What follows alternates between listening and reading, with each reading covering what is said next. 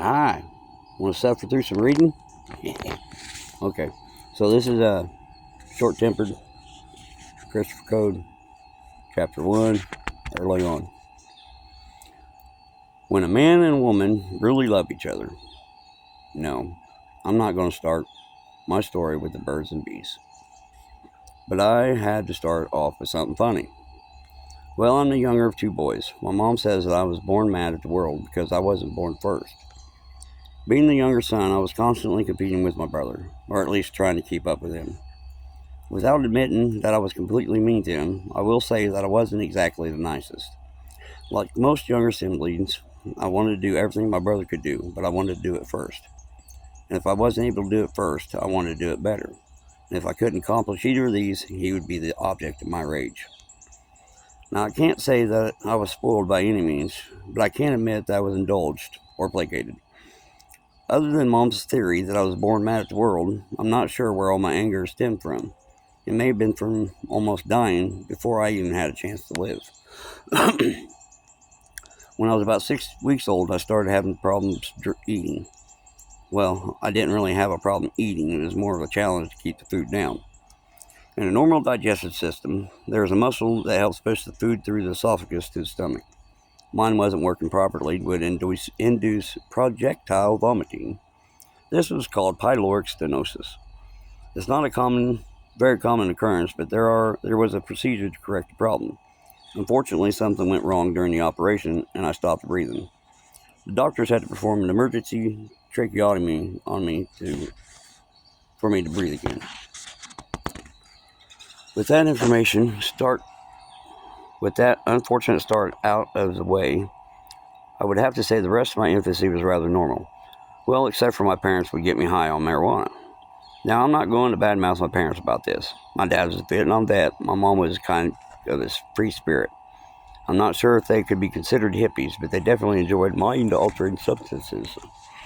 They never flat out said that their reasoning for getting me high. I asked if I was some kind of science experiment. They claimed that they thought it was funny how I acted when I was high.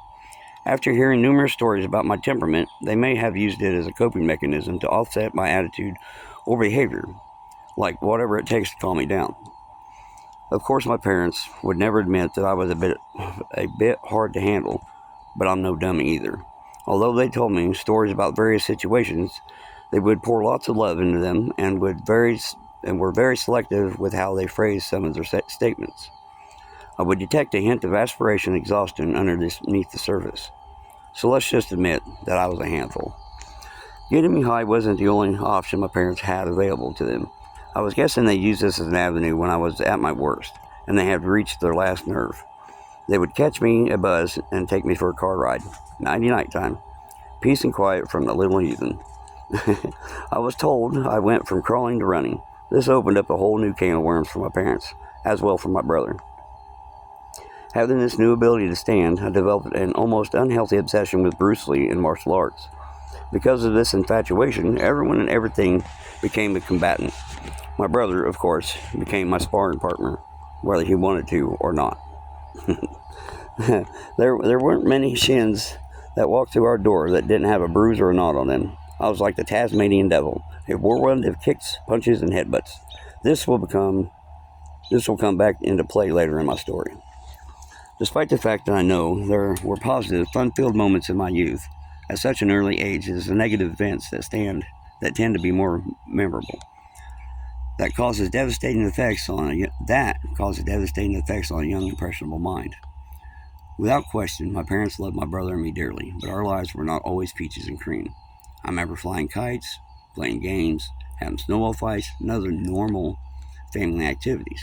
But there was also arguments, frustration, separation, and moving around a lot. By the time I was 6 years old, my parents decided to throw in the towel and get a divorce. The decision was made after a huge fight between them that got very physical. Unfortunately, my brother and I were both witnesses to it. That was a scene that still haunts me to this day. I will spare the details. To say that both rage and fear coursed through my veins would be an understatement. Some of those images will be burned in my memory forever. I have heard words and statements that I will never be able to forget. My life was drastically changed within a matter of moments. How I viewed the world would never be the same. Let me say this before I go any further. I love my dad. I still do. He was my hero. I looked up to him in every way, as much as any little boy does. But but he was hurting my mom. Even at this moment, as I recall the event, I still feel the rage trying to boil back up. My hero instantly became the bad guy, and I wanted him to pay. That was the day I think a monster was born inside me. I was too small to make my dad stop, but I had a cousin who was big enough. So I ran to my aunt's house with the hope that her son would help my mom and maybe beat up my dad too. Chapter 1. There you have it. Bye.